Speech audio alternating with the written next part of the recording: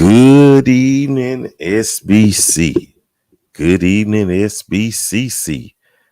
Good evening, BSL. And good evening to everyone else within the sound of my voice. North, south, east, west, and all points in between. You've tuned in to the September 10th, 2024 edition of SBC Tuesday Talk, our presidential debate watch party. Yes, and I am your host, Mr. Mike Walker. Glad to have each and every one of y'all here with us. Glad you can join us. And as always, we hope and pray that you had a good day today. And if not, you made it through. We just pray that tomorrow be a better day for you. And I'm glad to report that I am feeling a whole lot better than I did last week. So thank y'all for y'all support and prayers and what have you. And just, excuse me. Thank you for everything. Thank you. Appreciate y'all. Love y'all. And we're here for this presidential debate between Vice-President Kamala Harris and former President Donald Trump. We're going to see how this going to go. We all going to watch this, and we can comment like we always do. This is what the watch party. Feel free to express your opinions and views. And of course, I'm gonna post it up though. So let's see what we got so far. I could do some salutations. Hey Rochelle, glad to have you here with us. Oh, in case you're wondering, you're not gonna see my face tonight. I'm looking good though, but we're gonna be focusing most on the action on the screen. I'm gonna share the screen. Of course, I'm gonna share the screen. So y'all won't get to see my handsome face tonight. At least I'll show it at the after party though. But I'm rambling. Shantina, great to have you here. Always a pleasure to have you here. Hey Valerie, glad you can join us. Glad you could join us. Hey Latoya, I'm glad you could make it here. So, yep. Hey, Valerie, good evening to you. Good to have you here. Pastor Duffy Collins, good evening to you. Yes, I feel good. That little cough I had, I just had that little air. So that's nothing to worry about. But other than that, I feel a gazillion times better than I did last week. So, we're going to get ready for this, though. I'm going to do the share screen, and we're going to see how this going to go. Let's go do this right now. I don't like being late for anything, though. So let me get to sharing the screen. And we're going to go.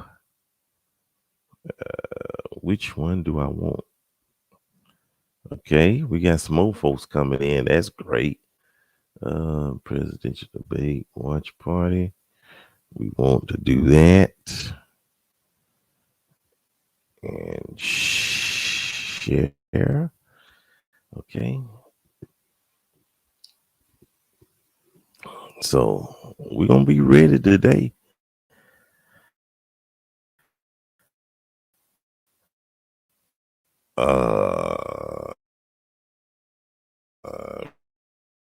Video will play after the ad. Okay.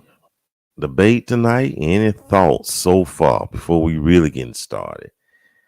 Yes, I am going to hey Sheila. Okay. Shucks. Come on. Computer.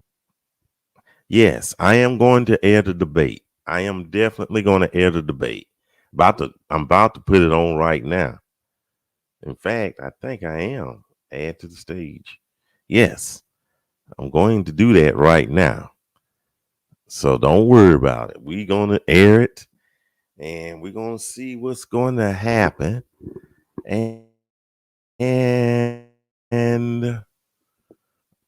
going to put it on there. And of course, hey, Sister Little, glad you could have good. Glad you decided to join us. Thank you so much. Keith Blackwell from Cleveland. Great to have you here, sir. Great to have you here. Okay. Just gonna do enough talking. I'm just gonna go on, share the screen, and then I'll just come back. Okay, and we'll just listen, and please feel free to comment. And I think I'm gonna do this some comment myself. So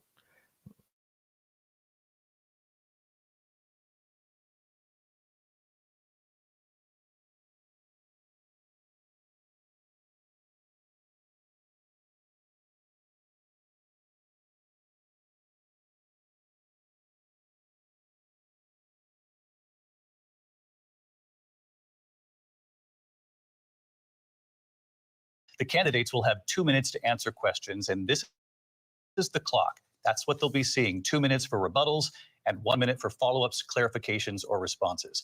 Their microphones will only be turned on when it's their turn to speak. No pre-written notes allowed. There is no audience here tonight in this hall at the National Constitution Center. This is an intimate setting for two candidates who have never met. President Trump won the coin toss. He chose to deliver the final closing statement of the evening. Vice President Harris selected the podium to the right. So let's now welcome the candidates to the stage, Vice President Kamala Harris and President Donald Trump.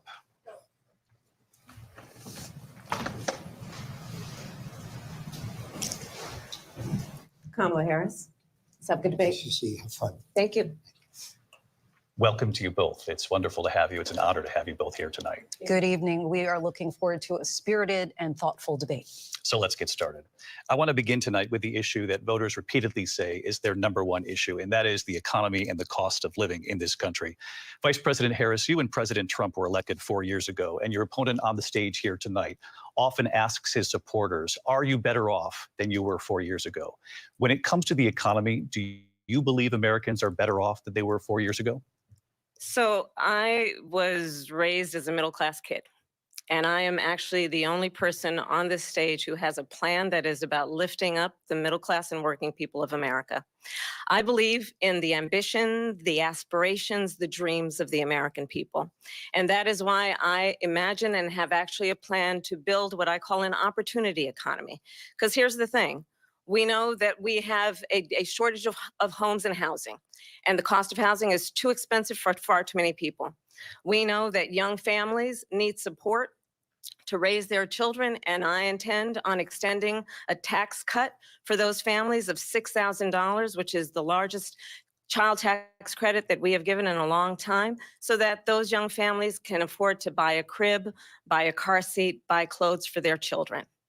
My passion, one of them, is small businesses. My mother raised my sister and me, but there was a woman who helped raise us. We call her our second mother. She was a small business owner. I love our small businesses. My plan is to give a $50,000 tax deduction to startup small businesses, knowing they are part of the backbone of America's economy. My opponent, on the other hand, his plan is to do what he has done before, which is to provide a tax cut for billionaires and big corporations, which will result in $5 trillion to America's deficit. My opponent has a plan that I call the Trump sales tax, which would be a 20% tax on everyday goods that you rely on to get through the month. Economists have said that Trump sales tax would actually result for middle-class families in about $4,000 more a year, because of his policies and his ideas about what should be the backs of middle-class people paying for tax cuts for billionaires. President Trump, I'll give you 2 minutes. First of all, I have no sales tax. That's an incorrect statement. She knows that.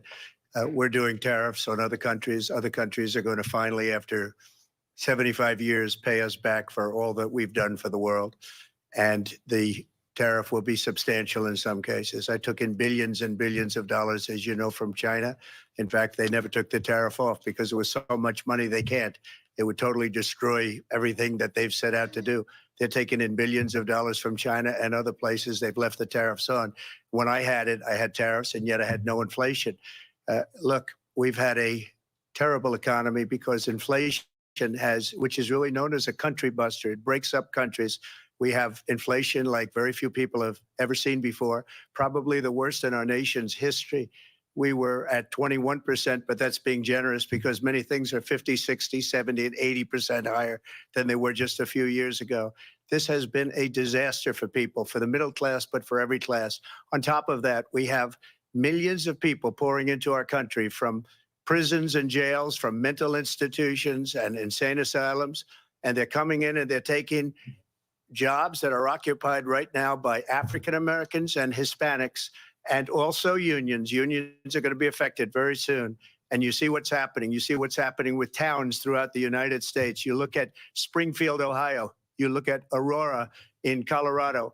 They are taking over the towns. They're taking over buildings. They're going in violently. These are the people that Xi and Biden led into our country, and they're destroying our country. They're dangerous. They're at the highest level of criminality, and we have to get them out. We have to get them out fast. I created one of the greatest economies in the history of our country. I'll do it again and even better. We are going to get to immigration and border security during this debate, but I would like to let Vice President Harris respond on the economy here. Well, I would love to. Let's talk about what Donald Trump left us.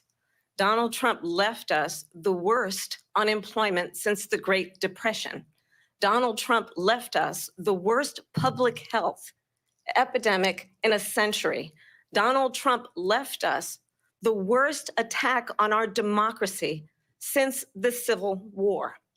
And what we have done is clean up Donald Trump's mess.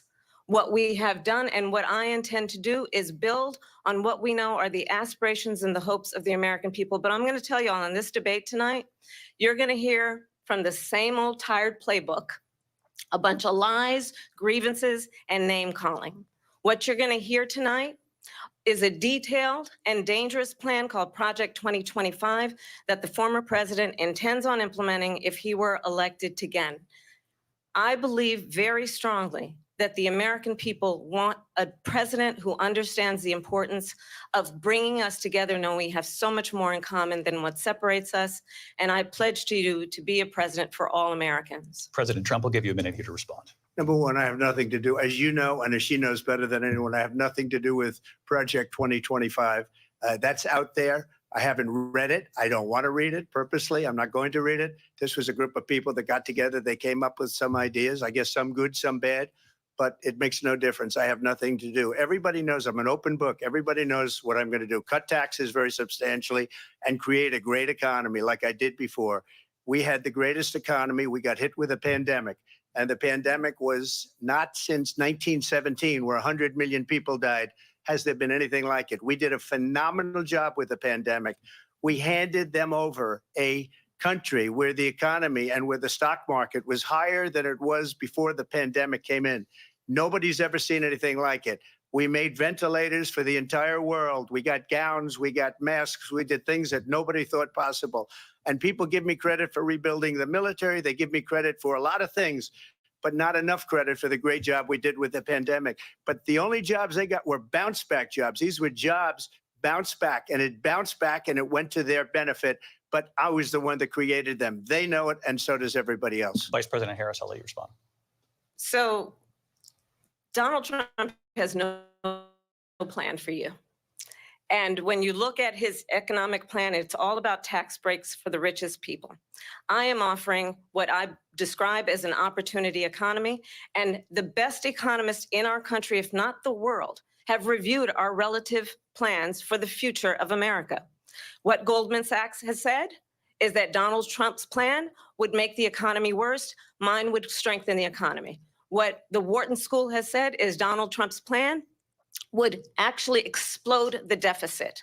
16 Nobel laureates have described his economic plan as something that would increase inflation and by the middle of next year would invite a recession. You just have to look at where we are and where we stand on the issues. And I'd invite you to know that Donald Trump actually has no plan for you because he is more interested in defending himself than he is in looking out for you. It's just a soundbite. They gave her that to say. Look, I went to the Wharton School of Finance, and many of those professors, the top professors, think my plan is a brilliant plan. It's a great plan. It's a plan that's going to bring up our worth, our value as a country. It's going to make people want to be able to go and work and create jobs and create a lot of good, solid money for our country. And just to finish off, she doesn't have a plan. She copied Biden's plan, and it's like 4 sentences, like run, spot, run. 4 sentences that are just, oh, we'll try and lower taxes. She doesn't have a plan. Take a look at her plan. She doesn't have a plan. Mr. President, I do want to drill down on something you both brought up. The Vice President brought up your tariffs. You responded, and let's drill down on this because your plan is what she calls is essentially a national sales tax. Your proposal calls for tariffs, as you pointed out here, on foreign imports across the board. You recently said that you might double your plan, imposing tariffs up to 20% on goods coming into this country. As you know, many economists say that with tariffs at that level, costs are then passed on to the consumer. Vice President Harris has argued it'll mean higher prices on gas, food, clothing, medication, arguing it costs the typical family nearly $4,000 a year.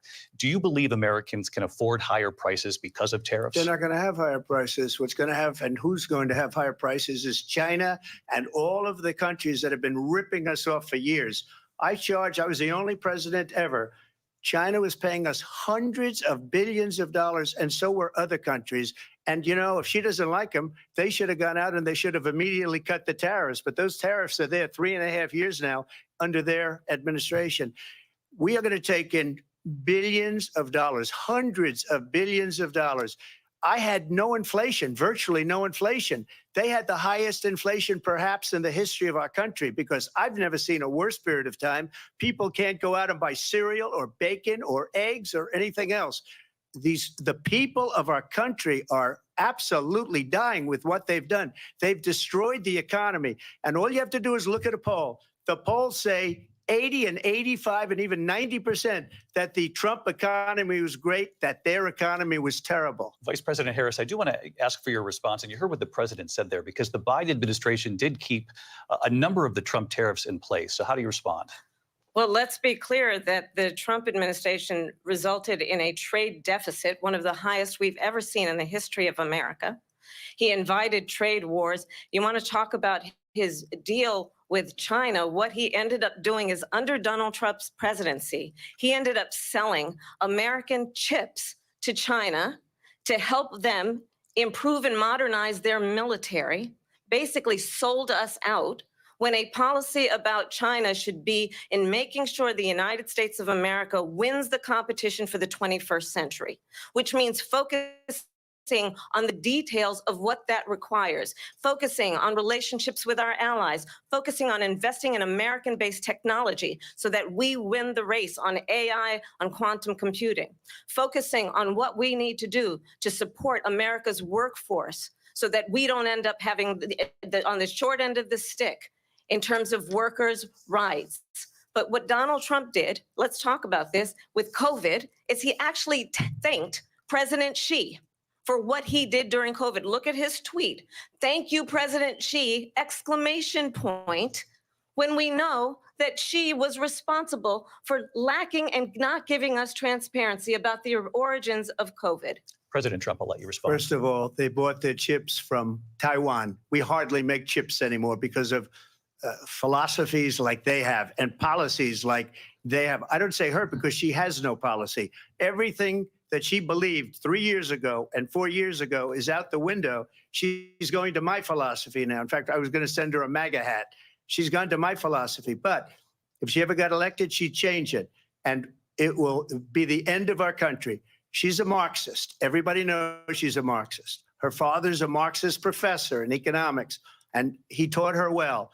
But when you look at what she's done to our country, and when you look at these millions and millions of people that are pouring into our country monthly, where it's, I believe, 21 million people, not the 15 that people say, and I think it's a lot higher than the 21. That's bigger than New York State pouring in. And just look at what they're doing to our country. They're criminals. Many of these people coming in are criminals. And that's bad for our economy, too. You know, you mentioned before, we'll talk about immigration later. Well, bad immigration is the worst thing that can happen to our economy. They have, and she has, destroyed our country with policy that's insane. Almost policy that you'd say they have to hate our country. President Trump, thank you. Lindsay? I want to turn to the issue of abortion. President Trump, you've often touted that you were able to kill Roe v. Wade. Last year, you said that you were proud to be the most pro-life president in American history. Then last month, you said that your administration would be great for women and their reproductive rights. In your home state of Florida, you surprised many with regard to your 6-week abortion ban because you initially had said that it was too short. And you said, quote, I'm going to be voting that we need more than 6 weeks. But then the very next day, you reversed course and said you would vote to support the 6-week ban. Vice-President Harris says that women shouldn't trust you on the issue of abortion because you've changed your position so many times. Therefore, why should they trust you? Well, the reason I'm doing that vote is because the plan is, as you know, the vote is, they have abortion in the 9th month. They even have, and you can look at the governor of West Virginia, the previous governor of West Virginia, not the current governor, who's doing an excellent job, but the governor before, he said the baby will be born and we will decide what to do with the baby. In other words, we'll execute the baby. And that's why I did that, because that predominates, because they're radical. The Democrats are radical in that. And her vice presidential pick, which I think was a horrible pick, by the way, for our country, because he is really out of it. But her vice presidential pick says abortion in the 9th month is absolutely fine. He also says execution after birth. It's execution, no longer abortion, because the baby is born, is okay. And that's not okay with me, hence the vote. But what I did is something for 52 years. They've been trying to get Roe v. Wade into the states. And through the genius and heart and strength of 6 Supreme Court justices, we were able to do that. Now, I believe in the exceptions for rape, incest, and life of the mother. I believe strongly in it. Ronald Reagan did also. 85% of Republicans do. Exceptions, very important. But we were able to get it, and now states are voting on it. And for the first time, you're going to see, look, this is an issue that's torn our country apart for 52 years. Every legal scholar, every Democrat, every Republican, liberal, conservative, they all wanted this issue to be brought back to the states where the people could vote. And that's what happened. Now, Ohio, the vote was somewhat liberal. Kansas, the vote was somewhat liberal, much more liberal than people would have thought. But each individual state is voting. It's the vote of the people now. It's not tied up in the federal government. I did a great service in doing it. It took courage to do it. And the Supreme Court had great courage in doing it. And I give tremendous credit to those 6 justices. There is no state in this country where it is legal to kill a baby after it's born. Madam Vice President, I want to get your response to President Trump. Well, as I said, you're going to hear a bunch of lies, and that's not actually a surprising fact. Let's understand how we got here. Donald Trump hand-selected 3 members of the United States Supreme Court with the intention that they would undo the protections of Roe v. Wade. And they did exactly as he intended. And now in over 20 states, there are Trump abortion bans, which make it criminal for a doctor or nurse to provide health care. In one state, it provides prison for life. Trump abortion bans that make no exception even for rape and incest, which understand what that means. A survivor of a crime of violation to their body does not have the right to make a decision about what happens to their body next. That is immoral. And one does not have to abandon their faith or deeply held beliefs to agree. The government, and Donald Trump certainly, should not be telling a woman what to do with her body. I have talked with women around our country. You want to talk about this is what people wanted?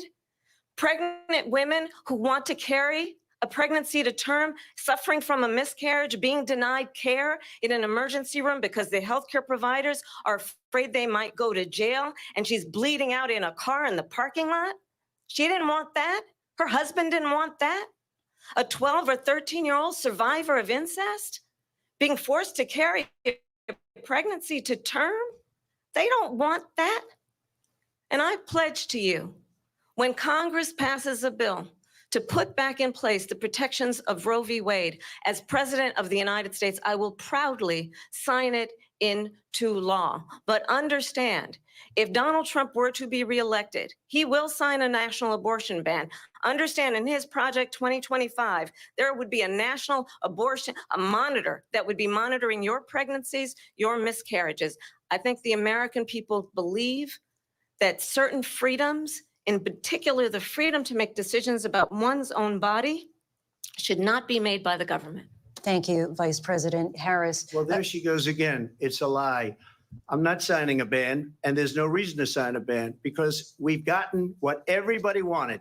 Democrats, Republicans, and everybody else, and every legal scholar wanted it to be brought back into the states, and the states are voting. And it may take a little time, but for 52 years, this issue has torn our country apart, and they've wanted it back in the states. And I did something that nobody thought was possible. The states are now voting. What she says is an absolute lie. And as far as the abortion ban, no, I'm not in favor of abortion ban, but it doesn't matter because this issue has now been taken over by the states.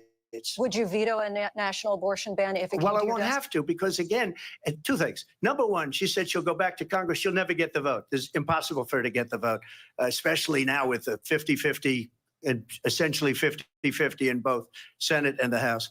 She's not going to get the vote. She can't get the vote. She won't even come close to it. So it's just talk. You know what it reminds me of when they said they're going to get student loans terminated, and it ended up being a total catastrophe. The student loans, and then I think probably her boss, if you call him a boss, he spends all his time on the beach. But look, her boss went out and said, we'll do it again. We'll do it a different way. And he went out, got rejected again by the Supreme Court. So all these students got taunted with this whole thing about this whole idea. And how unfair that would have been, part of the reason they lost, to the millions and millions of people that had to pay off their student loans. They didn't get it for free. But they were saying it's the same way that they talked about that they talk about abortion. But if I could just get a yes or no, because your running mate, J.D. Vance, has said that you would veto it if it did come to your desk. Well, I didn't discuss it with J.D. in all fairness. J.D., and I don't mind if he has a certain view, but I think he was speaking for me, but I really didn't.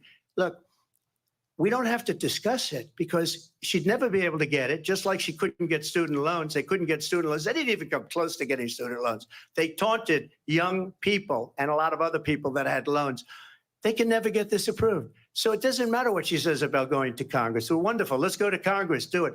But the fact is that for years, they wanted to get it out of Congress and out of the federal government. And we did something that everybody said couldn't be done. And now you have a vote of the people on abortion. Vice President Harris, I want to give you your time to respond, but I do want to ask, would you support any restrictions on a woman's right to an abortion? I absolutely support reinstating the protections of Roe v. Wade. And as you rightly mentioned, nowhere in America is a woman carrying a pregnancy to term and asking for an abortion. That is not happening. It's insulting to the women of America. And understand what has been happening under Donald Trump's abortion bans. Couples who pray and dream of having a family are being denied IVF treatments. What is happening in our country? Working people, working women who are working 1 or 2 jobs, who can barely afford childcare as it is, have to travel to another state to get on a plane sitting next to strangers to go and get the health care she needs. Barely can afford to do it, and what you are putting her through is unconscionable. And the people of America have not, the majority of Americans believe in a woman's right to make decisions about her own body. And that is why in every state where this issue has been on the ballot, in red and blue states both, the people of America have voted for freedom. Vice President Harris, Excuse me, I have to respond. Another lie. It's another lie. I have been a leader on IVF, which is fertilization. The IVF, I have been a leader. In fact, when they got a very negative decision on IVF from the Alabama courts, I saw the people of Alabama and the legislature 2 days later voted it in. I've been a leader on it. They know that, and everybody else knows it. I have been a leader on fertilization, IVF. And the other thing, you should ask. will she allow abortion in the 8th month, 9th month, 7th month? Come on. Okay, would you do that? Why don't you ask her that question? Why don't you answer the question? Would you because veto? under Roe v. Answer Wade, the question, would you veto? you could do abortions in the 7th month, the 8th month, the 9th That's month, not true. and probably after birth. Just look at the former governor of Virginia. The governor of Virginia said, we put the baby aside and then we determine what we want to do with the baby. President Trump, thank you. We're going to turn now to immigration and border security. We know it's an issue that's important to Republicans, Democrats, voters across the board in this country. Vice President Harris, you were tasked by President Biden with getting to the root causes of migration from Central America. We know that illegal border crossings reached a record high in the Biden administration. This past June, President Biden imposed tough new asylum restrictions. We know the numbers since then have dropped significantly. But my question to you tonight is, why did the administration wait until 6 months before the election to act? And would you have done anything differently from President Biden on this? So I'm the only person on this stage who has prosecuted transnational criminals. Let me say that the United States Congress, including some of the most conservative members of the United States Senate, came up with a border security bill, which I supported. And that bill would have put 1,500 more border agents on the border to help us fulfill now over time. It has fentanyl coming into the United States. I know there are so many families in our country.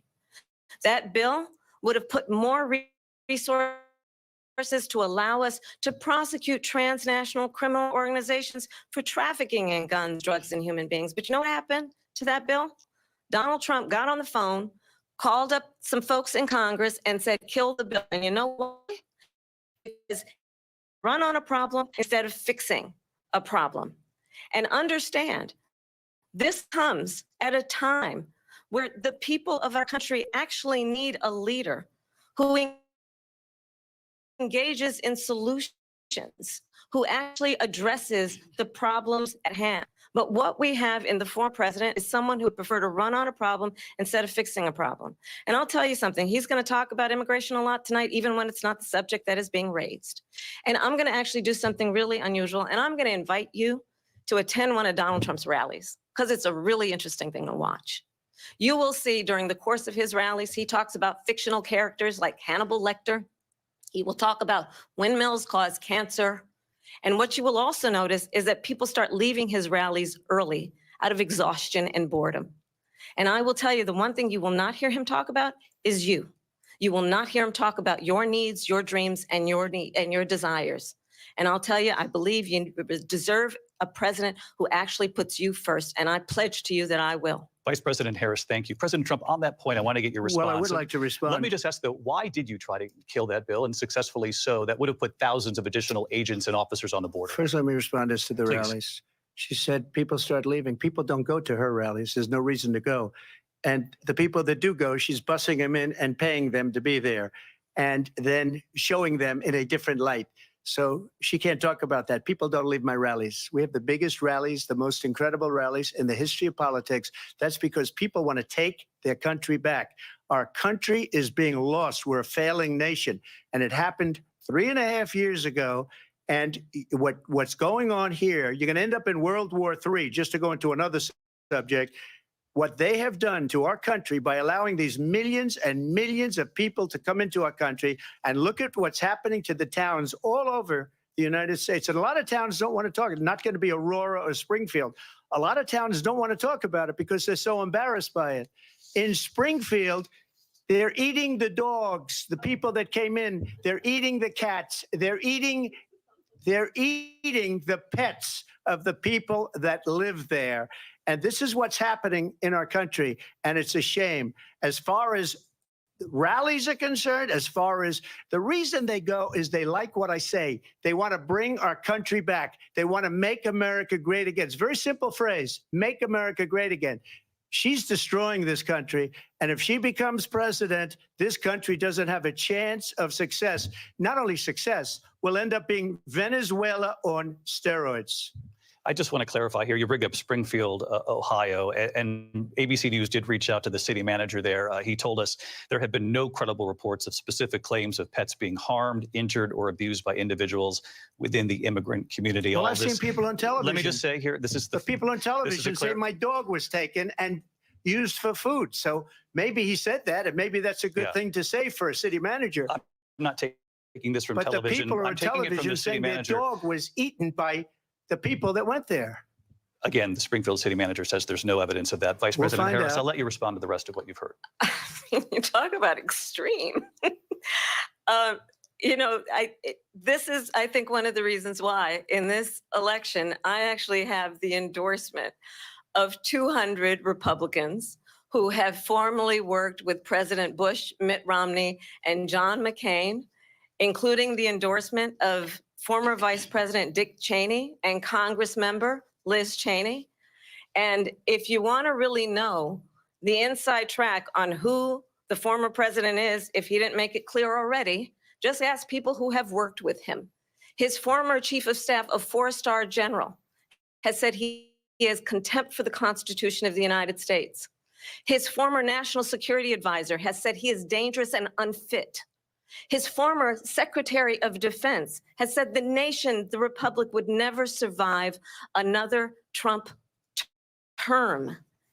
And when we listen to this kind of rhetoric, when the issues that affect the American people are not being addressed, I think the choice is clear in this election. President Trump, I'll give you a quick minute to respond here. Thank you, because when I hear that, see, I'm a different kind of a person. I fired most of those people. Not so graciously. They did bad things or a bad job. I fired them. They never fired one person. They didn't fire anybody having to do with Afghanistan and the Taliban and the 13 people who's were just killed, viciously and violently killed. And I got to know the parents and the family. They didn't fire. They should have fired all those generals, all those top people, because that was one of the most incompetently handled situations anybody has ever seen. So when somebody does a bad job, I fire him. And you take a guy like Esper, he was no good, I fired him. So he writes a book. Another one writes a book, because with me, they can write books. With nobody else can they. But they have done such a poor job, and they never fire anybody. Look at the economy. Look at the inflation. They didn't fire any of their economists. They have the same people. That's a good way not to have books written about you. But just to finish, I got more votes than any Republican in history by far. In fact, I got more votes than any president, sitting president in history by far. Let me continue on immigration. It was what you wanted to talk about earlier. So let's get back to your deportation proposal that the vice president has reacted to as well. President Trump, you call this the largest domestic deportation operation in the history of our country. You say you would use the National Guard. You say if things get out of control, you'd have no problem using the U.S. military. Yes. You also said you would use local police. How would you deport 11 million undocumented immigrants? I know you believe that number is much higher. Take us through this. What does this look like? Will authorities be going door to door in this country? Yeah, it is much higher because of them. They allowed criminals, many, many millions of criminals. They allowed terrorists. They allowed common street criminals. They allowed people to come in, drug dealers, to come into our country. And they're now in the United States and told by their countries like Venezuela, don't ever come back or we're going to kill you. Do you know that crime in Venezuela and crime in countries all over the world is way down? You know why? Because they've taken their criminals off the street and they've given them to her to put into our country.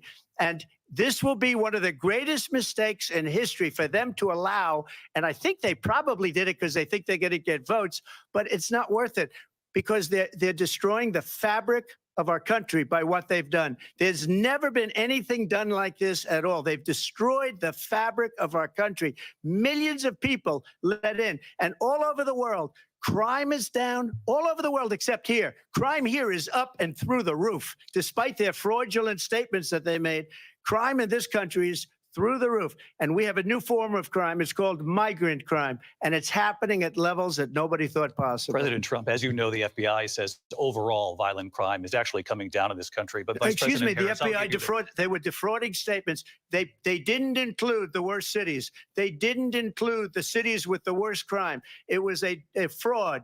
Just like their number of 818,000 jobs that they said they created turned out to be a fraud. President Trump, thank you. I'll let you respond, Vice President Harris. Well, I think this is so rich coming from someone who has been prosecuted for national security crimes, economic crimes, election interference, has been found liable for sexual assault, and his next big court appearance is in November at his own criminal sentencing. And let's be clear where each person stands on the issue of what is important about respect for the rule of law and respect for law enforcement. The former vice president called for defunding federal law enforcement, 45,000 agents, get this, on the day after he was arraigned on 34 felony counts.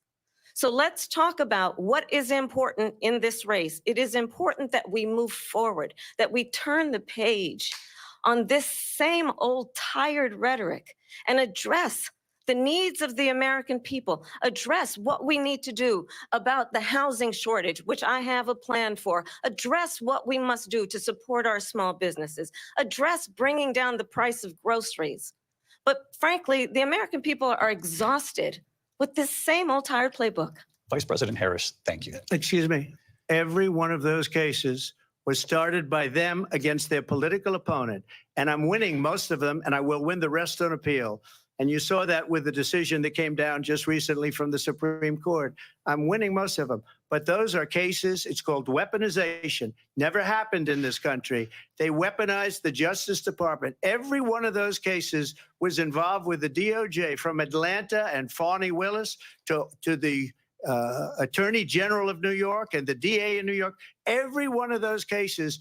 And then they say, oh, he's a criminal. They're the ones that made them go after me. By the way, Joe Biden was found essentially guilty on the documents case. And what happened in my documents case? They said, oh, that's the toughest of them all. A complete and total victory. 2 months ago, it was thrown out. It's weaponization, and they used it, and it's never happened in this country. They used it to try and win an election. They're fake cases. President Trump, thank you. A really quick response here, Vice President Harris, on this notion of weaponization of the Justice Department. Well, let's talk about extreme and understand the context in which this election in 2024 is taking place. The United States Supreme Court recently ruled that the former president would essentially be immune from any misconduct if he were to enter the White House again. Understand, this is someone who has openly said he would terminate, I'm quoting, terminate the Constitution of the United States, that he would weaponize the Department of Justice against his political enemies. Someone who has openly expressed disdain for members of our military. Understand what it would mean if Donald Trump were back in the White House with no guardrails, because certainly we know now the court won't stop him. We know J.D. Vance is not going to stop him. It's up to the American people Vice President stop Harris, him. thank you. Lindsay? Vice President Harris, in your last run for president. This is the one that weaponized, not me. She weaponized. I probably took a bullet to the head because of the things that they say about me. They talk about democracy. I'm a threat to democracy. They're the threat to democracy with a fake Russia investigation We do have a lot to that get. went nowhere. We have a lot to get to. Lindsay? Vice President Harris, in your last run for president, you said you wanted to ban fracking. Now you don't. You wanted mandatory government buyback programs for assault weapons. Now your campaign says you don't. You supported decriminalizing border crossings. Now you're taking a harder line. I know you say that your values have not changed. So then why have so many of your policy positions changed? So my values have not changed, and I'm going to discuss every one of the, at least every point that you've made. But in particular, let's talk about fracking because we're here in Pennsylvania. I made that very clear in 2020. I will not ban fracking.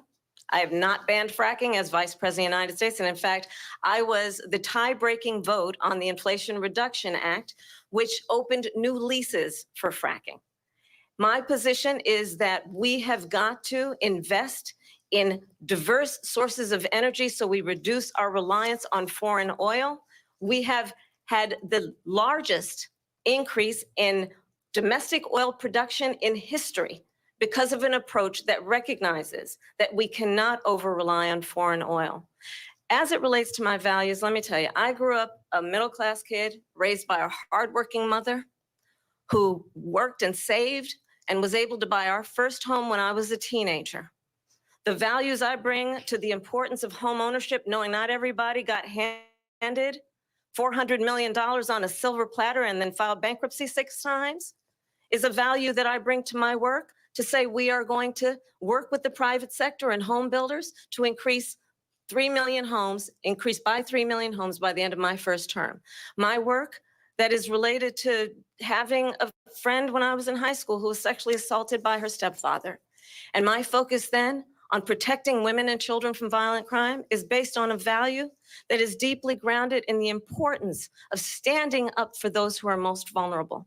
My work that is about protecting Social Security and Medicare is based on longstanding work that I have done, protecting seniors from scams. My values have not changed. And what is important is that there is a president who actually brings values and a perspective that is about lifting people up and not beating people down and name calling. The true measure of the leader is the leader who actually understands the strength is not in beating people down, it's in lifting people up. I intend to be that president. President Trump, your Well, response? first of all, I wasn't given $400 million. I wish I was. My father was a Brooklyn builder, Brooklyn, Queens, and a great father, and I learned a lot from him. But I was given a fraction of that, a tiny fraction, and I built it into many, many billions of dollars, many, many billions. And when people see it, they are even surprised. So we don't have to talk about that. Fracking, she's been against it for 12 years. Defund the police, she's been against that forever. She gave all that stuff up very wrongly, very horribly, and everybody's laughing at it, okay? They're all laughing at it. She gave up at least 12 and probably 14 or 15 different policies. Like, she was big on defund the police. In Minnesota, she went out, wait a minute, I'm talking now, if you don't mind, please. Does that sound familiar? She went out in Minnesota and wanted to let criminals that killed people, that burned down Minneapolis, she went out and raised money to get them out of jail. She did things that nobody would ever think of. Now she wants to do transgender operations on illegal aliens that are in prison. This is a radical left liberal that would do this. She wants to confiscate your guns, and she will never allow fracking in Pennsylvania. If she won the election, fracking in Pennsylvania will end on day one. Just to finish, one thing so important in my opinion. So I got the oil business going like nobody has ever done before. When they took over, they got rid of it, started getting rid of it, and the prices were going up the roof. They immediately let these guys go to where they were. I would have been 5 times, 4 times, 5 times higher, because you're talking about 3.5 years ago. They got it up to where I was because they had no choice, because the prices of energy were quadrupling and doubling. You saw what happened to gasoline. So they said, let's go back to Trump. But if she won the election, the day after that election, they'll go back to destroying our country, and oil will be dead. Fossil fuel will be dead. We'll go back to windmills, and we'll go back to solar, where they need a whole desert to get some energy to come out. You ever see a solar plant? By the way, I'm a big fan of solar, but they take 400, 500 acres of desert President soil. Trump, we have a These lot are of not good issues things that we for the have to get environment, to. as We're she out of time. understands. Thank you. Lindsay, thank you. We have an election in just 56 days. And I want to talk about the peaceful transfer of power, which, of course, we all know is a cornerstone of our democracy, and the role of a president in a moment of crisis. Mr. President, on January 6th, you told your supporters to march to the Capitol. You said you would be right there with them. The country and the world saw what played out at the Capitol that day, the officers coming under attack.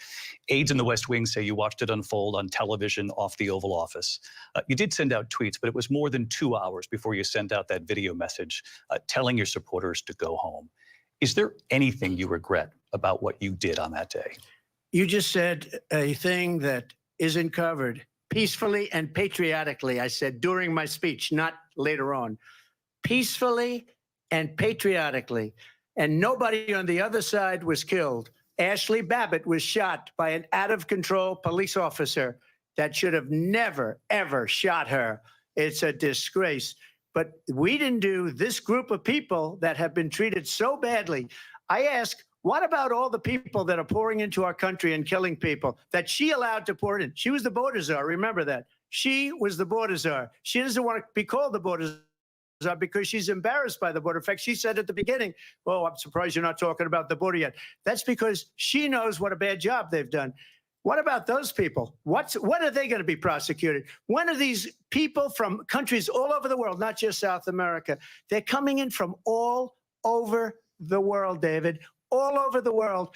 And crime rates are down all over the world because of it. But let me just when ask are those, David, when are those people going to be prosecuted? When are the people that burned down Minneapolis going to be prosecuted? Or in Seattle? They went into Seattle. They took over a big percentage of the city of Seattle. When are those people going to be prosecuted? But let me just ask You might ask her that question. You were the president. You were watching it unfold on television. It's a very simple question as we move forward toward another election. Is there anything you regret about what you did on that day? Yes or no? I had nothing to do with that other than they asked me to make a speech. I showed up for a speech. I said, I think it's going to be big. I went to Nancy Pelosi and the mayor of Washington, D.C., and the mayor put it back in writing, as you know. I said, you know, this is going to be a very big rally or whatever you want to call it. And again, it wasn't done by me. It was done by others. I said, I'd like to give you 10,000 National Guard or soldiers. They rejected me. Nancy Pelosi rejected me. It was just 2 weeks ago. Her daughter has a tape of her saying she is fully responsible for what happened. They want to get rid of that tape. It would have never happened if Nancy Pelosi and the mayor of Washington did their jobs. I wasn't responsible for security. Nancy Pelosi was responsible. She didn't do her job. The question was about you as president, not about former Speaker Pelosi, but I do want Vice President Harris to respond here. I was at the Capitol on January 6th. I was the vice president-elect. I was also an acting senator. I was there. And on that day, the President of the United States incited a violent mob to attack our nation's capital, to desecrate our nation's capital. On that day, 140 law enforcement officers were injured, and some died. And understand, the former president has been indicted and impeached for exactly that reason. But this is not an isolated situation. Let's remember Charlottesville, where there was a mob of people carrying tiki torches, spewing anti-Semitic hate. And what did the president then at the time say? There were fine people on each side. Let's remember that when it came to the Proud Boys, a militia, the president said, the former president said, stand back and stand by. So for everyone watching who remembers what January 6th was, I say, we don't have to go back. Let's not go back. We're not going back. It's time to turn the page. And if that was a bridge too far for you, well, there is a place in our campaign for you to stand for country, to stand for our democracy, to stand for rule of law, and to end the chaos, and to end the approach that is about attacking the foundations of our democracy because you don't like the outcome. And be clear on that point. Donald Trump, the candidate, has said in this election, there will be a bloodbath if this and the outcome of this election is not to his liking.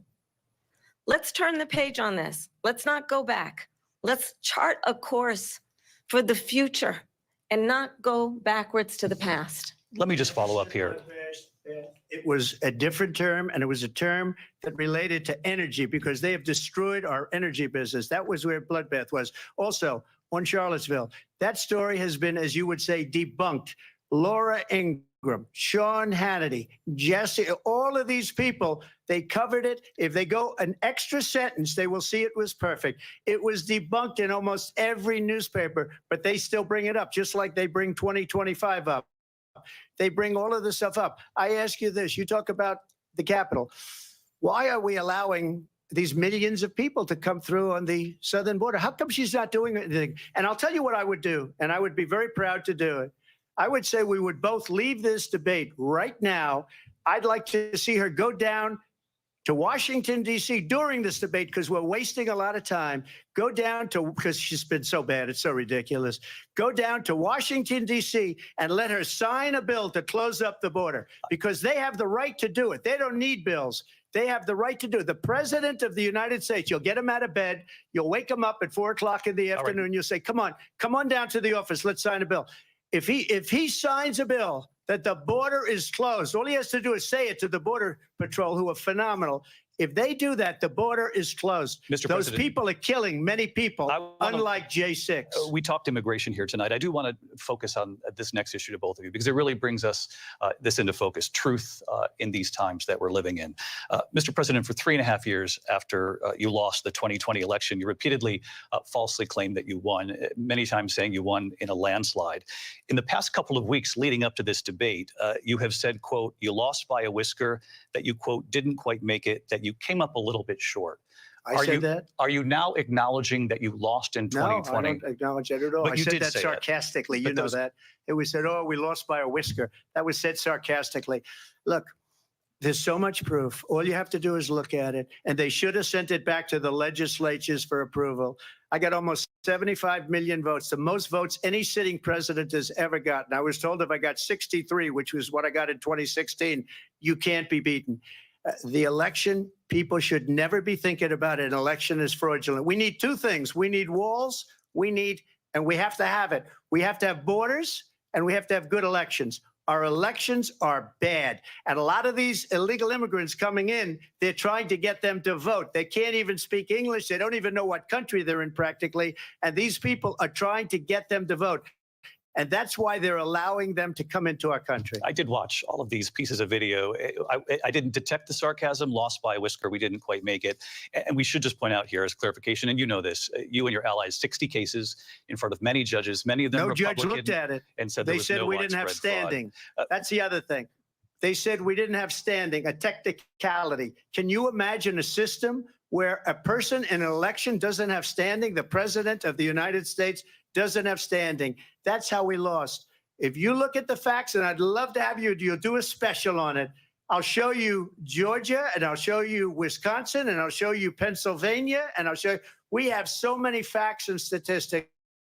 But you know what? That doesn't matter, because we have to solve the problem that we have right now. That's old news. And the problem that we have right now is we have a nation in decline, and they have put it into decline. We have a nation that is dying, David. Mr. President, thank you. Vice-President Harris, you heard the president there tonight. He said he didn't say that he lost by a whisker. So he still believes he did not lose the election that was won by President Biden and yourself. But I do want to ask you about something that's come up in the last couple of days. This was a post from President Trump about this upcoming election just weeks away. He said, when I win, those people who cheated, and then he lists donors, voters, election officials, he says will be prosecuted to the fullest extent of the law, which will include long-term prison sentences. One of your campaign's top lawyers responded saying, we won't let Donald Trump intimidate us. We won't let him suppress the vote. Is that what you believe he's trying to do here? Donald Trump was fired by 81 million people. So let's be clear about that. And clearly he is having a very difficult time processing that. But we cannot afford to have a president of the United States who attempts, as he did in the past, to upend the will of the voters in a free and fair election. And I'm going to tell you that I have traveled the world as Vice President of the United States, and world leaders are laughing at Donald Trump. I have talked with military leaders, some of whom worked with you, and they say you're a disgrace. And when you then talk in this way in a presidential debate and deny what over and over again are court cases you have lost because you did in fact lose that election, it leads one to believe that perhaps we do not have in the candidate to my right the temperament or the ability to not be confused about fact. That's deeply troubling, and the American people deserve better. I'll give you 1 minute to respond, Mr. President. Let me just tell you about world leaders. Viktor Orban, one of the most respected men, they call him a strong man. He's a tough person, smart, Prime Minister of Hungary. They said, why is the whole world blowing up? 3 years ago, it wasn't. Why is it blowing up? He said, because you need Trump back as president. They were afraid of him. China was afraid, and I don't like to use the word afraid, but I'm just quoting him. China was afraid of him. North Korea was afraid of him. Look at what's going on with North Korea, by the way. He said Russia was afraid of him. I ended the Nord Stream 2 pipeline, and Biden put it back on day one, but he ended the XL pipeline. The XL pipeline in our country, he ended that. But he let the Russians build a pipeline going all over Europe and heading into Germany, the biggest pipeline in the world. Look, Viktor Orban said it. He said the most respected, most feared person is Donald Trump. We had no problems when Trump was president. But when this weak, pathetic man that you saw at a debate just a few months ago, that if he weren't in that debate, he'd be running instead of her. She got no votes. He got 14 million votes. What you did, you talk about a threat to democracy. He got 14 million votes, and they threw him out of office. And you know what? I'll give you a little secret. He hates her. He can't stand her. But he got 14 million votes. They threw him out. She got 0 votes. And when she ran, she was the first one to leave because she failed. And now she's running. I don't understand it, but I'm okay with it because your time is I up. think we're going to do very well. We've got a lot more to get to. Turning now to the Israel-Hamas war and the hostages who are still being held, Americans among them. Vice President Harris, in December, you said, quote, Israel has a right to defend itself, but you added, quote, it matters how, saying international humanitarian law must be respected. Israel must do more to protect innocent civilians. You said that 9 months ago. Now an estimated 40,000 Palestinians are dead. Nearly 100 hostages remain. Just last week, Prime Minister Benjamin Netanyahu said there's not a deal in the making. President Biden has not been able to break through the stalemate. How would you do it? Well, let's understand how we got here. On October 7, Hamas, a terrorist organization, slaughtered 1,200 Israelis. Many of them young people who were simply attending a concert. Women were horribly raped. And so absolutely, I said then, I say now, Israel has a right to defend itself. We would. And how it does so matters, because it is also true, far too many innocent Palestinians have been killed. Children, mothers. What we know is that this war must end. It must end immediately, and the way it will end is we need a ceasefire deal and we need the hostages out. And so we will continue to work around the clock on that. Work around the clock, also understanding that we must chart a course for a two-state solution. And in that solution, there must be security for the Israeli people and Israel, and in equal measure for the Palestinians. But the one thing I will assure you always, I will always give Israel the ability to defend itself, in particular as it relates to Iran and any threat that Iran and its proxies pose to Israel. But we must have a two-state solution where we can rebuild Gaza, where the Palestinians have security, self-determination, and the dignity they so rightly deserve. President Trump, how would you negotiate with Netanyahu and also Hamas in order to get the hostages out and prevent the killing of more innocent civilians in Gaza? If I were president, it would have never started. If I were president, Russia would have never, ever, I know Putin very well, he would have never, and there was no threat of it either, by the way, for 4 years, have gone into Ukraine and killed millions of people when you add it up, far worse than people understand what's going on over there. But when she mentions about Israel, all of a sudden, she hates Israel. She wouldn't even meet with Netanyahu when he went to Congress to make a very important speech. She refused to be there because she was at a sorority party of hers. She wanted to go to the sorority party. She hates Israel. If she's president, I believe that Israel will not exist within 2 years from now. And I've been pretty good at predictions, and I hope I'm wrong about that one. She hates Israel. At the same time, in her own way, she hates the Arab population because the whole place is going to get blown up. Arabs, Jewish people, Israel will be gone. It would have never happened Iran was broke under Donald Trump. Now Iran has $300 billion because they took off all the sanctions that I had. Iran had no money for Hamas or Hezbollah or any of the 28 different spheres of terror. And they are spheres of terror, horrible terror. They had no money. It was a big story, and you know it. You covered it very well, actually. They had no money for terror. They were broke. Now they're a rich nation. And now what they're doing is they're spreading that money around.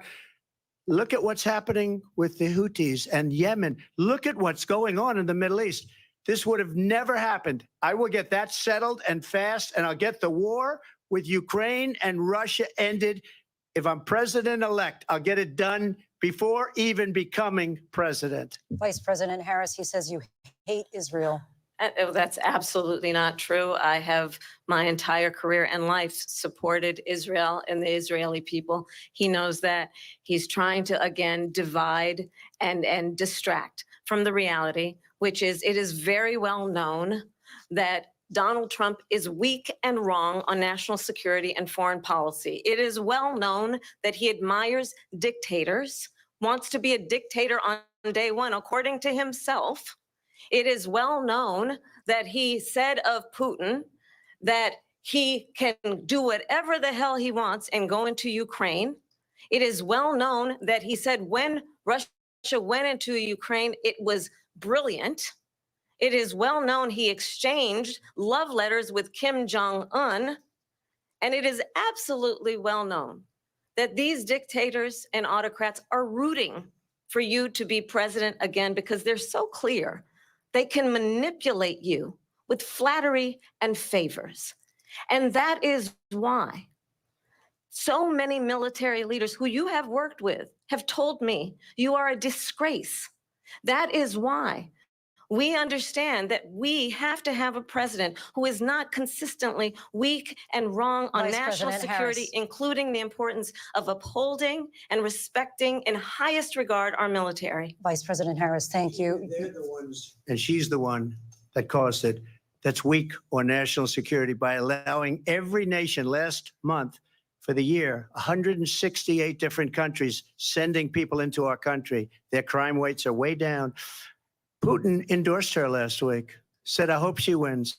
And I think he meant it because what he's gotten away with is absolutely incredible. It wouldn't have happened with me.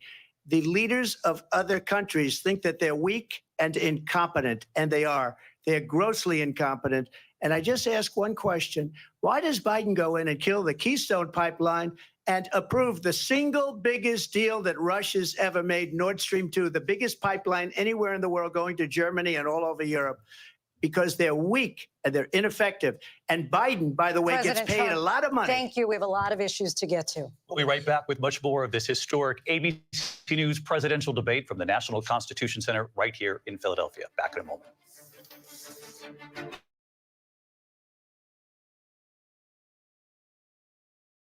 The ABC News presidential debate will continue after this.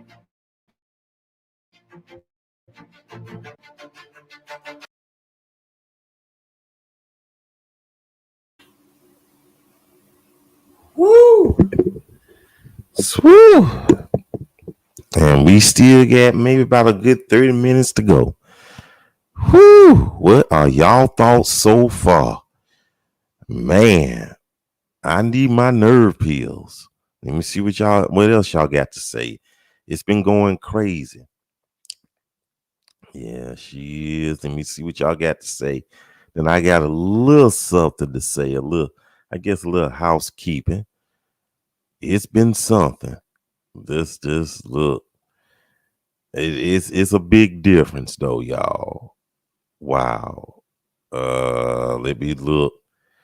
You know what, Leslie? I'm glad you said that. But the last debate, it was like that. It was the last time. Hey, Mika. Yeah, I know. Ooh, y'all bringing it in. Like I said, we ain't got too much time. We're going to see what's going to happen.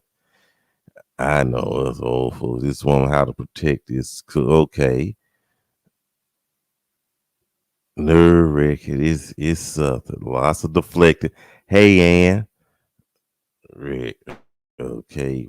Okay. I'm going to say this. And people noticing that there's a lot of folks who aren't on here all the time, though. Well, you have to understand that all of the Tuesday talks and Tuesday live streams are open to the public. It's just that so happened that the subject matter does brought a lot of traffic here more than, well, I'm looking at the numbers as we speak, more people than usual. And, I thank y'all for being here. Those are respectful. You may have different views and opinions, and that's fine. As long as you're respectful, you good, though. But we still got a lot to go.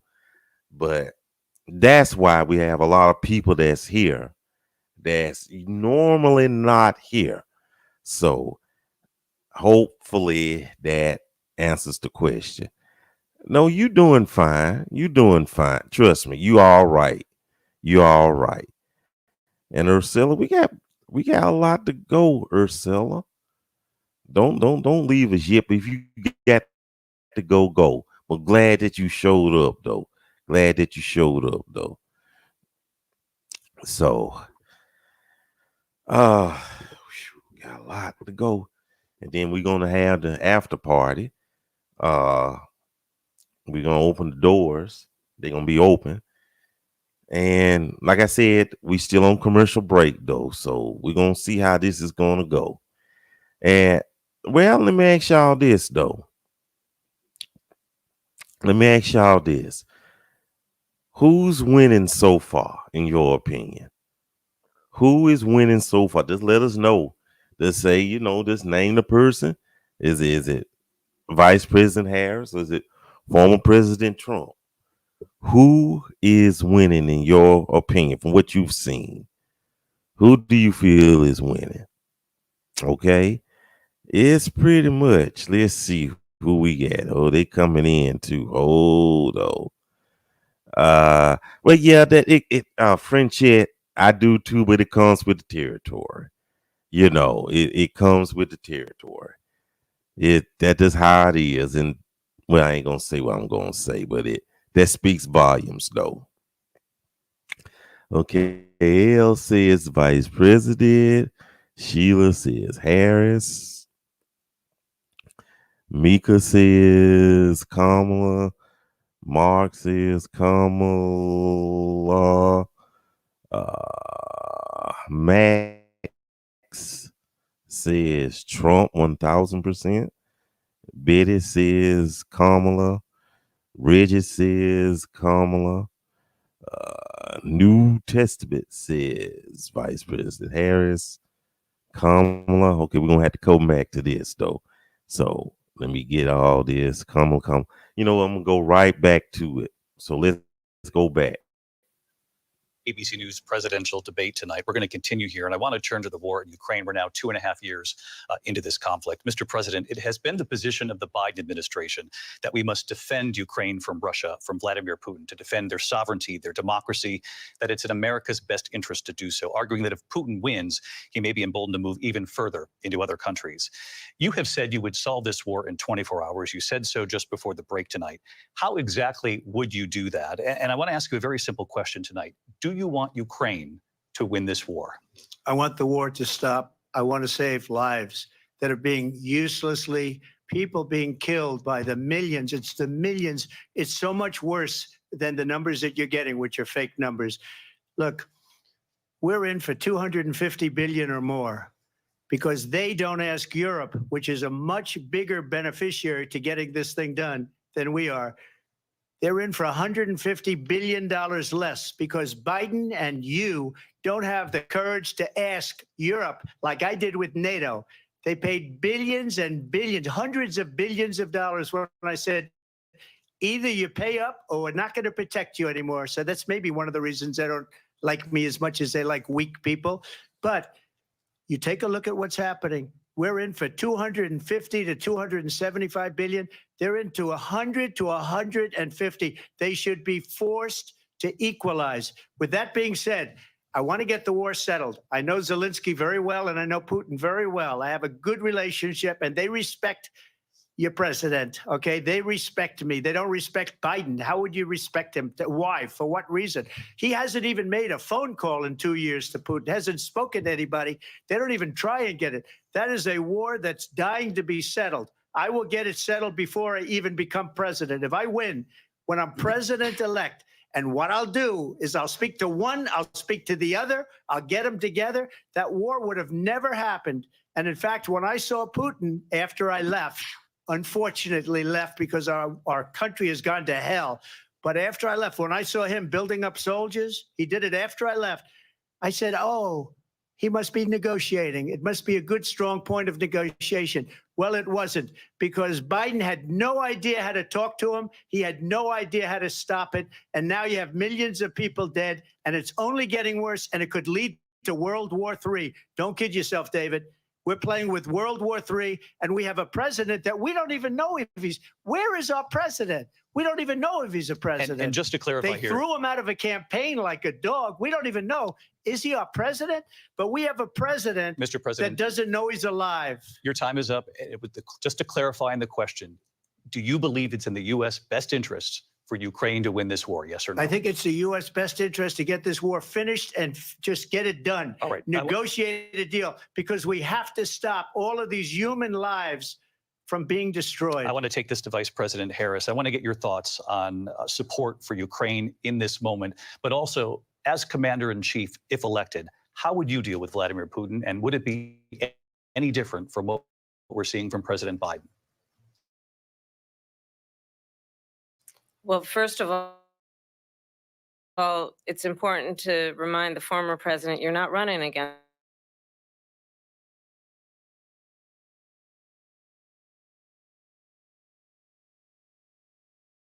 Because he would just give it up here. I actually met with Zelensky a few days before Russia invaded, tried through force to change territorial boundaries, to define one of the most important international rules and norms, which is the importance of sovereignty and territorial integrity. And I met with President Zelensky. I shared with him American intelligence about how he could defend himself. Days later, I went to NATO's eastern flank, to Poland and Romania. And through the work that I and others did, we brought 50 countries together to support Ukraine in its righteous defense. And because of our support, because of the air defense, the ammunition, the artillery, the javelins, the Abrams tanks that we have provided, Ukraine stands as an independent and free country. If Donald Trump were president, Putin would be sitting in Kyiv right now. And understand what that would mean, because Putin's agenda is not just about Ukraine. Understand why the European allies and our NATO allies are so thankful that you are no longer president, and that we understand the importance of the greatest military alliance the world has ever known, which is NATO, and what we have done to preserve the ability of Zelensky and the Ukrainians to fight for their independence. Otherwise, Putin would be sitting in Kyiv with his eyes on the rest of Europe, starting with Poland. And why don't you tell the 800,000 Polish Americans right here in Pennsylvania how quickly you would give up for the sake of favor and what you think is a friendship with what is known to be a dictator who would eat you for lunch.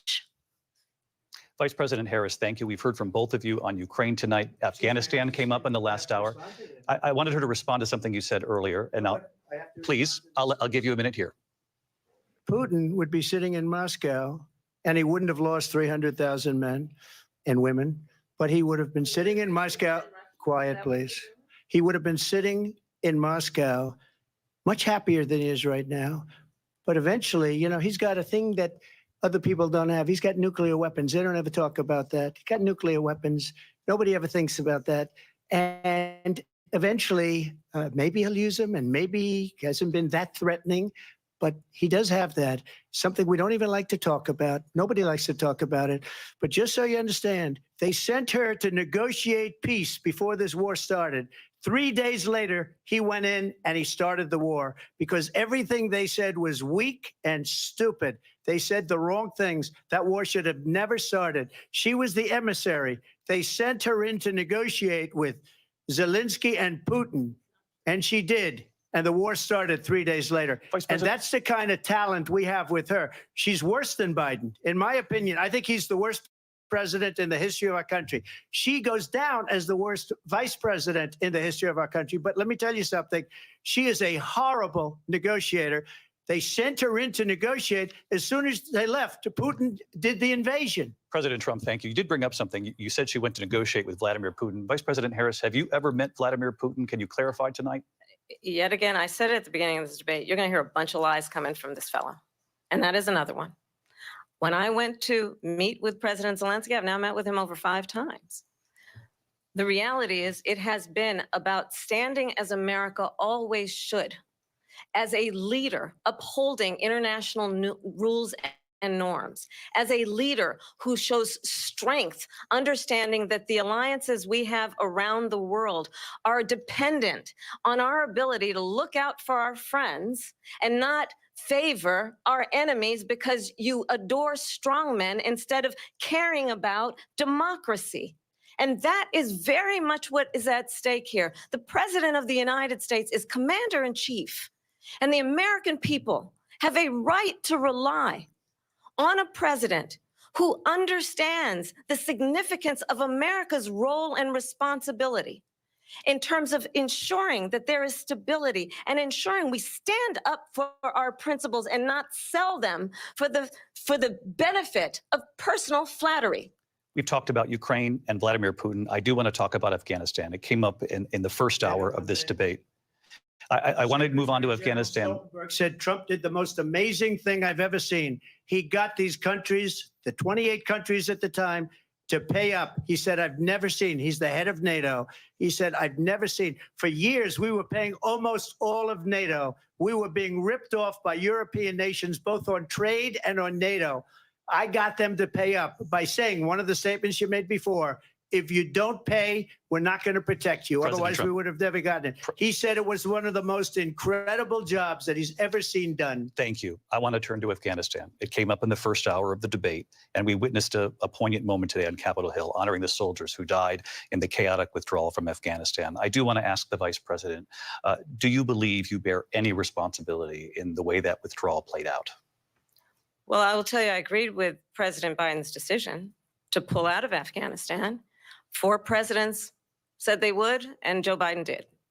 And as a result, America's taxpayers are not paying the $300 million a day we were paying for that endless war.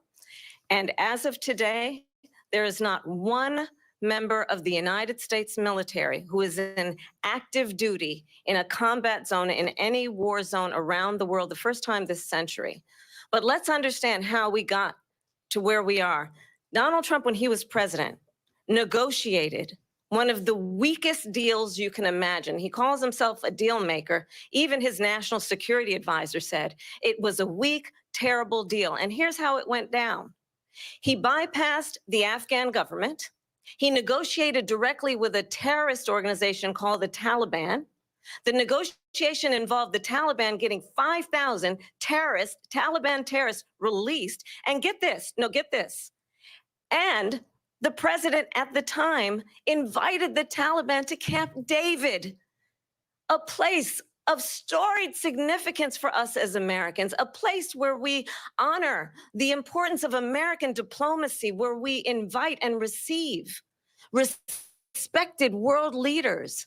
And this former president, as president, invited them to Camp David because he does not, again, appreciate the role and responsibility of the President of the United States to be commander-in-chief with a level of respect. And this gets back to the point of how he has consistently disparaged and demeaned members of our military, fallen soldiers, and the work that we must do to uphold the strength and the respect of the United States of America around the world. Vice President Harris, thank you. President Trump, your response to her saying that you began the negotiations with the Taliban. So if you take a look at that period of time, the Taliban was killing our soldiers, a lot of them, with snipers.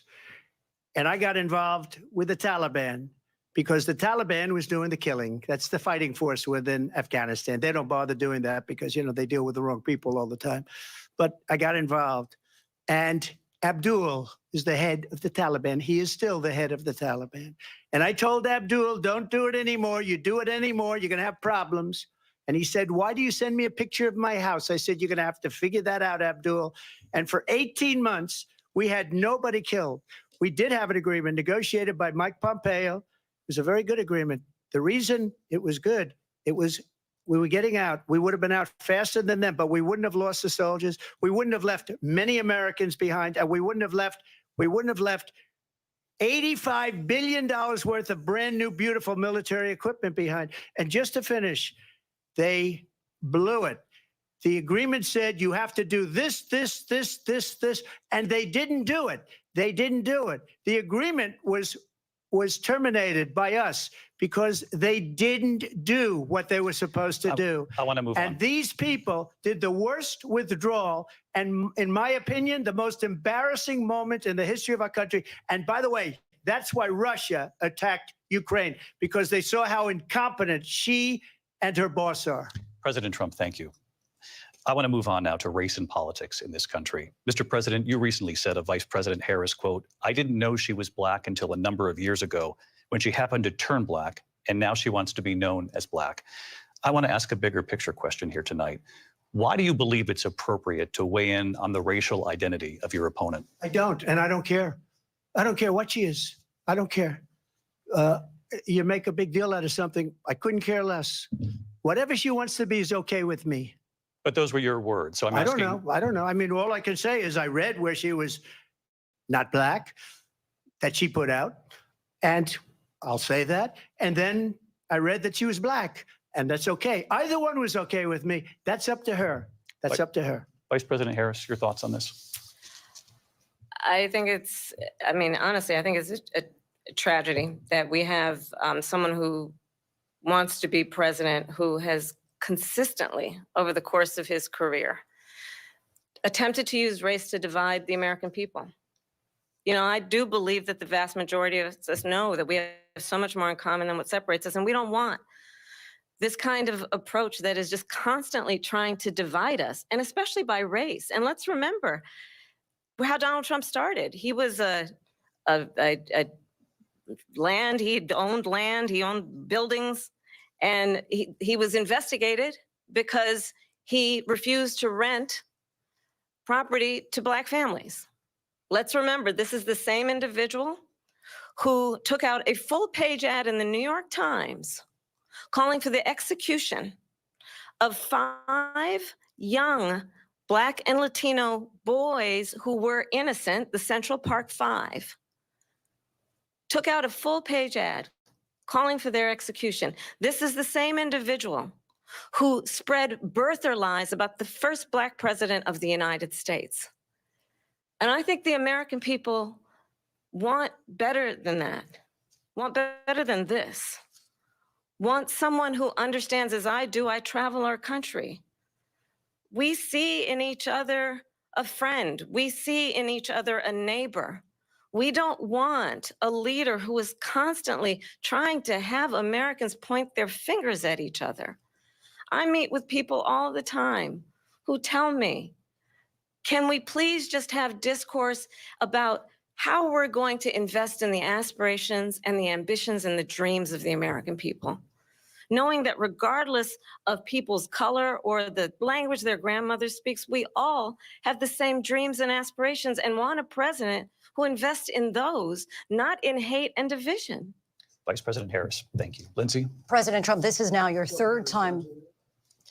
This is the most divisive presidency in the history of our country. There's never been anything like it. They're destroying our country, and they come up with things like they pled guilty. And I said, well, if they pled guilty, they badly hurt a person, killed a person ultimately. And if they pled guilty, then they pled, we're not guilty. But this is a person that has to stretch back years, 40, 50 years ago, because there's nothing now. I built one of the greatest economies in the history of the world, and I'm going to build it again. They have no idea what a good economy is. Their oil policies, she's trying to get away from Biden. I don't know the gentleman, she says. She is Biden. The worst inflation we've ever had, a horrible economy because inflation has made it so bad. And she can't get away with that. Thank you. Your time is up. I want to respond to that, though. I want to just respond briefly. Clearly, I am not Joe Biden, and I am certainly not Donald Trump. And what I do offer is a new generation of leadership for our country, one who believes in what is possible, one who brings a sense of optimism about what we can do instead of always disparaging the American people. I believe in what we can do to strengthen our sense. And let's compare the plans.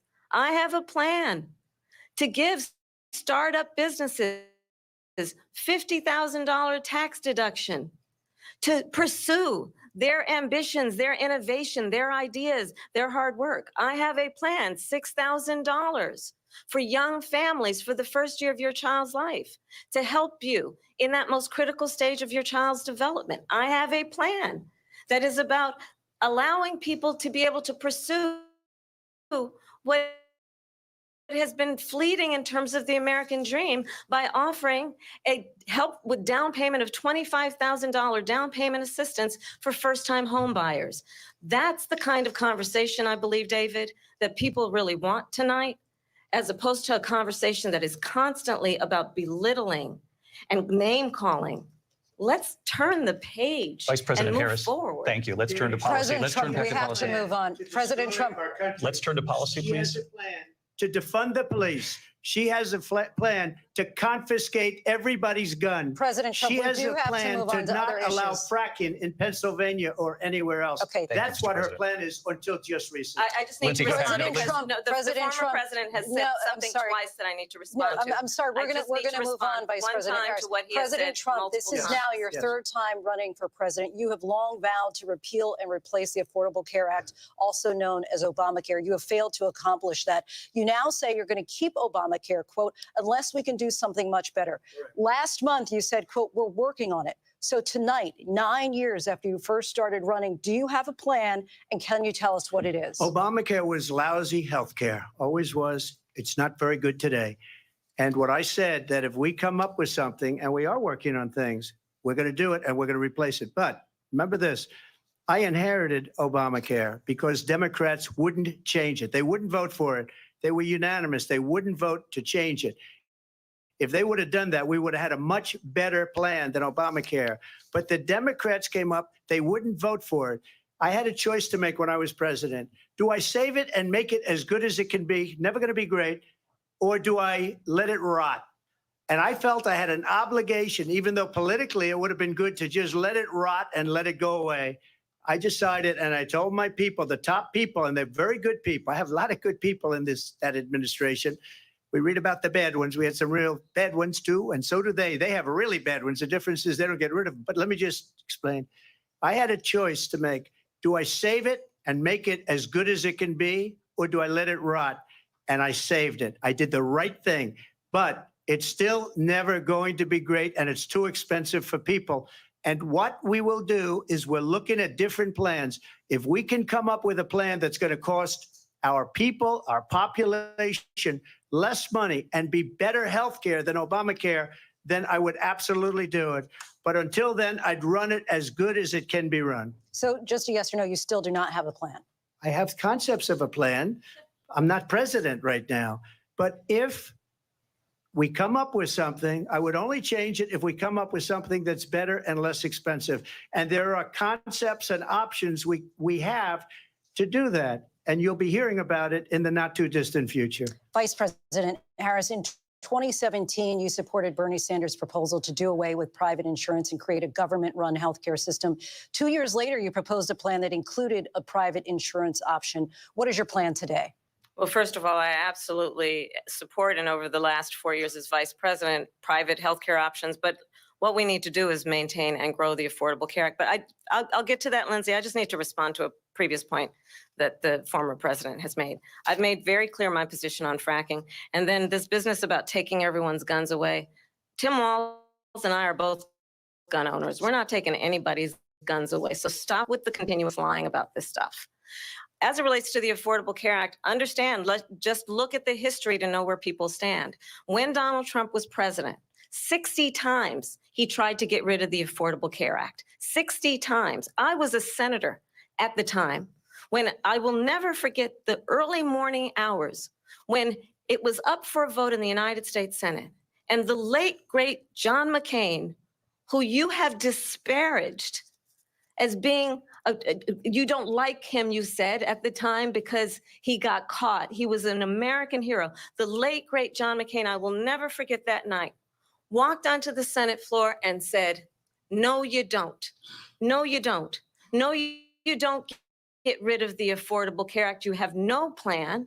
And what the Affordable Care Act has done is eliminate the ability of insurance companies to deny people with pre-existing conditions.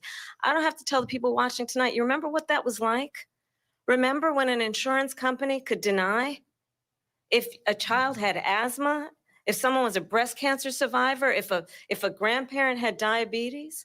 And thankfully, as I've been vice president and we over the last 4 years have strengthened the Affordable Care Act, we have allowed for the first time Medicare to negotiate drug prices on behalf of you, the American people. Donald Trump said he was going to allow Medicare to negotiate drug prices. He never did. We did. And now we have capped the cost of insulin at $35 a month. Since I've been vice president, we have capped the cost of prescription medication for seniors at $2,000 a year. And when I am president, we will do that for all people, understanding that the value I bring to this is that access to health care should be a right and not just a privilege of those who can afford it. And the plan has to be to strengthen the Affordable Care Act, not get rid of it. Pass this prologue in terms of where Donald Trump stands on that. I want to move to an issue that's important for a lot of... She made a mistake. Number one, John McCain fought Obamacare for 10 years. But it wasn't only him. It were all of the Democrats that kept it going. And you know what? We can do much better than Obamacare, much less money. But she won't improve private insurance for people, private medical insurance. That's another thing she doesn't want to get. People are paying privately for insurance that have worked hard and made money, and they want to have private. She wants everybody to be on government insurance where you wait 6 months for an operation that you need immediately. President Trump, thank you. We have another issue that we'd like to get to that's important for a number of Americans, in particular younger voters, and that's climate change. President Trump, with regard to the environment, you say that we have to have clean air and clean water. Vice President Harris, you call climate change an existential threat. The question to you both tonight is, what would you do to fight climate change? And Vice President Harris, we'll start with you. 1 minute for you each. Well, the former president had said that climate change is a hoax. And what we know is that it is very real. You ask anyone who lives in a state who has experienced these extreme weather occurrences, who now is either being denied home insurance or it's being jacked up. You ask anybody who has been the victim of what that means in terms of losing their home, having nowhere to go. We know that we can actually deal with this issue. The young people of America care deeply about this issue. And I am proud that as vice president over the last 4 years, we have invested $1 trillion in a clean energy economy, while we have also increased domestic gas production to historic levels. We have created over 800,000 new manufacturing jobs while I have been vice president. We have invested in clean energy to the point that we are opening up factories around the world. Donald Trump said he was going to create manufacturing jobs. He lost manufacturing jobs. And I'm also proud to have the endorsement of the United Auto Workers and Sean Fain, who also know that part of building a clean energy economy includes investing in American-made products, American automobiles. It includes growing what we can do around American manufacturing and opening up auto plants, not closing them like happened under Donald Trump. Vice President Harris, thank you. That didn't happen under Donald Trump. Let me just tell you, they lost 10,000 manufacturing jobs this last month. It's going, they're all leaving. They're building big auto plants in Mexico, in many cases owned by China. They're building these massive plants, and they think they're going to sell their cars into the United States because of these people. What they have given to China is unbelievable. But we're not going to let that. We'll put tariffs on those cars so they can't come into our country, because they will kill the United Auto Workers and any auto worker, whether it's in Detroit or South Carolina or any other place. What they've done to business and manufacturing in this country is horrible. We have nothing because they refuse. You know, Biden doesn't go after people because supposedly China paid him millions of dollars. He's afraid to do it. Between him and his son, they get all this money from Ukraine. They get all this money from all of these different countries. And then you wonder, why is he so loyal to this one, that one, Ukraine, China? Why is he? Why did he get $3.5 million from the mayor of Moscow's wife? Why did she pay him $3.5 million? This is a crooked administration, and they're selling our country down the tubes. President Trump, thank you. Thank you. We'll be right back with closing statements from both of our candidates. An historic night, this ABC News presidential debate from Philadelphia. Back in a moment.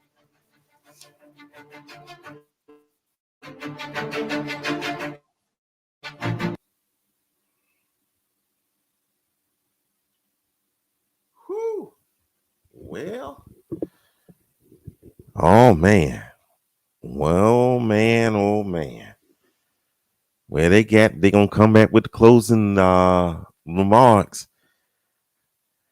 Well, I don't know. I hope y'all join us in the after party though. So this is gonna be something right here. This is gonna be something.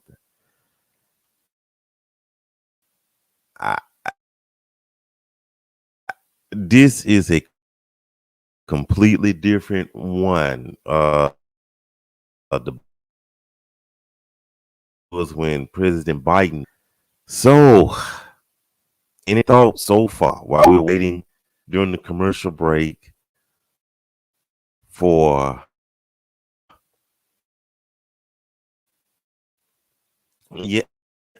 exactly, and the internet has really been kind of putting a whooping on me though. But thank y'all so much for sticking in, and we got out the end. So what are y'all thoughts? What are y'all thoughts?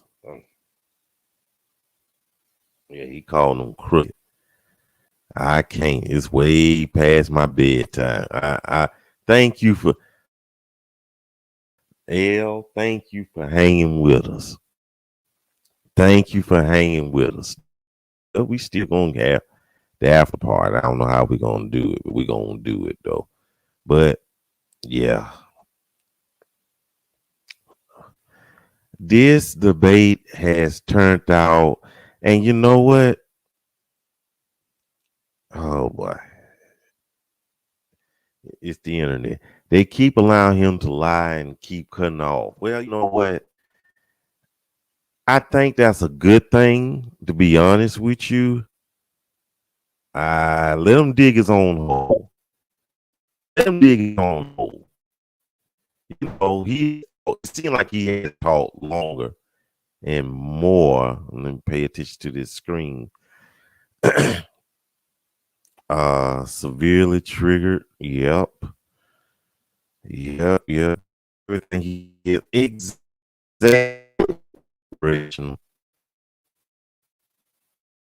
Exactly. I agree with you.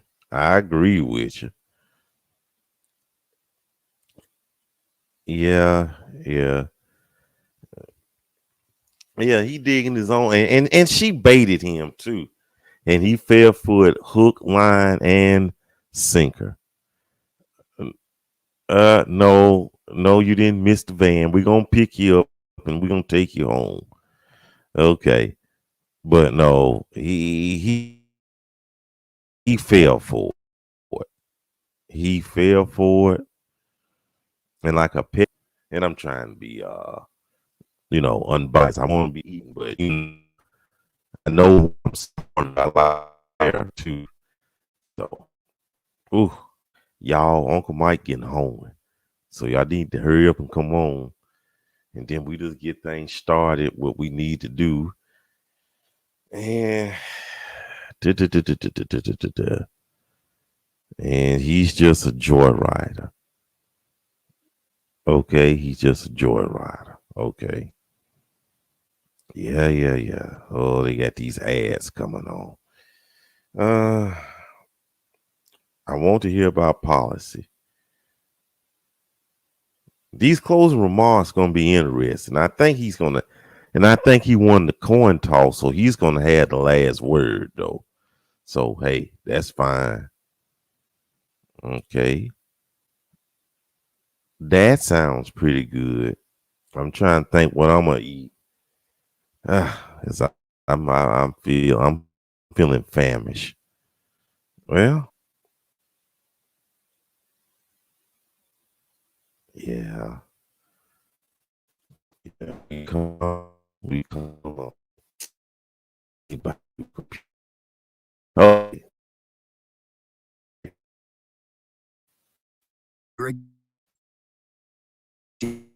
David Muir. Time has come for closing statements, and Vice President Harris.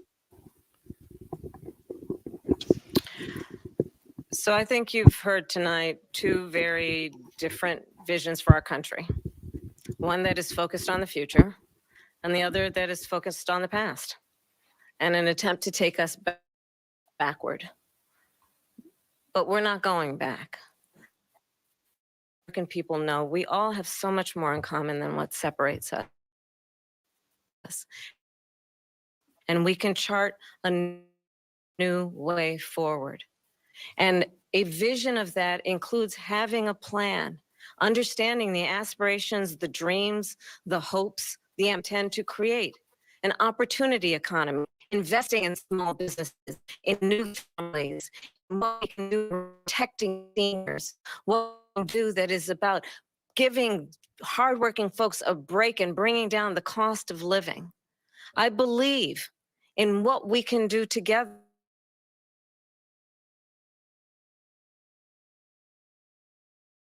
That we so rightly deserve, including respecting our military and ensuring we have the most lethal fighting force in the world. I will be a president that will protect our fundamental rights and freedoms, including the right of a woman to make decisions about her own body and not have her government tell her what to do. I'll tell you, I started my career as a prosecutor. I was the DA, I was an attorney general, a United States senator, and now vice president. I've only had one client, the people. And I'll tell you, as a prosecutor, I never asked a victim or a witness, are you a Republican or a Democrat? The only thing I ever asked them, are you okay? And that's the kind of president we need right now. Someone who cares about you and is not putting themselves first. I intend to be a president for all Americans and focus on what we can do over the next 10 and 20 years to build back up our country by investing right now in you, the American people. Vice President Harris, thank you. President Trump. So she started by saying she's going to do this, she's going to do that, she's going to do all these wonderful things. Why has she done it? She's been there 3.5 years to fix the order, 3.5 years to create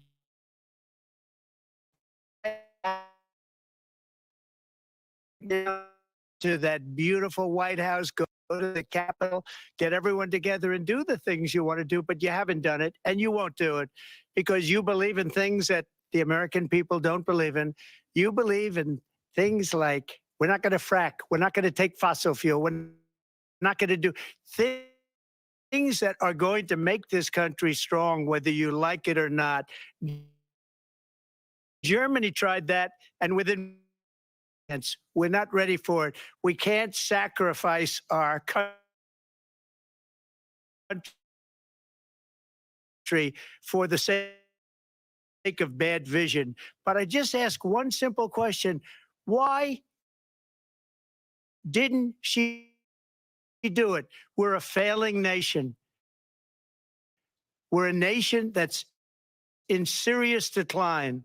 We're being laughed at all over the world. All of call me We're laughed at all over the world. They don't understand what happened to us as a nation. We're not a leader. Going on in the Middle East, we have wars going on with war, and it'll be a war like no other because of nuclear weapons, the power of weaponry. I rebuilt our entire military.